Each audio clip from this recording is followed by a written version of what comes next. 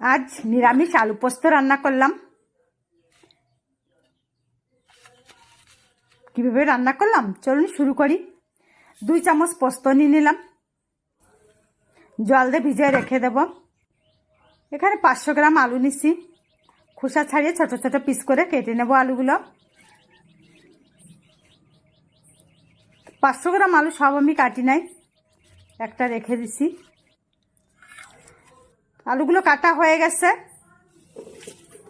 পোস্তর থেকে জল ঝরিয়ে নিলাম একটা ছাঁকনির সাহায্যে, আর শিলে দিয়ে দিলাম পোস্ত, 1/2 চামচ লবণ, 2টো কাঁচা লঙ্কা, 1 ইঞ্চি ছোট্ট 1 ইঞ্চি আদা একসঙ্গে দিয়ে বেটে নিলাম মশলা বা পোস্ত। গ্যাসের চুলায় কড়াই বসায় দিয়ে দিচ্ছি সরষের তেল।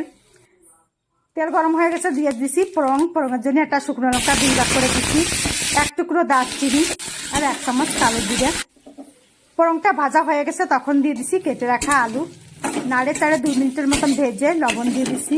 লবণ দিয়ে ভাজে হালকা হয়ে গেছে, আলু ভাজতে ভাজতে কালারও চেঞ্জ হয়ে গেছে, তখন দিয়ে দিছি হলুদ গুঁড়ো সামান্য একটু। তা হলুদ গুঁড়ো আপনারা না দিতে পারেন, আমি তো কালারের জন্য দিছি। আর একটা টমেটো কুচি করে কেটে দিয়ে দিছি। টমেটোর কাঁচা গন্ধ চলে গেছে, তখন দিয়ে দিছি ওই পোস্ত বাটা দিয়ে আবার কিছুক্ষণ নেড়ে নিছি। তেল ছেড়ে দিয়েছে, তখন দিয়ে দিছি ঝোলের জন্য জল। আর এখানে লবণ ঝাল চেক করে সামান্য একটু চিনি দিয়ে দিলাম, দিয়ে 5 মিনিটের জন্য ঢাকনা দিয়ে দিছি। 5 মিনিট পরে ঢাকনা আগলা করে ভাজা ধনে জিরের গুঁড়ো দিয়ে 1 চামচ দিয়ে দিছি, দিয়ে অল্প কিছু ধনেপাতা দিয়ে নামিয়ে নিলাম।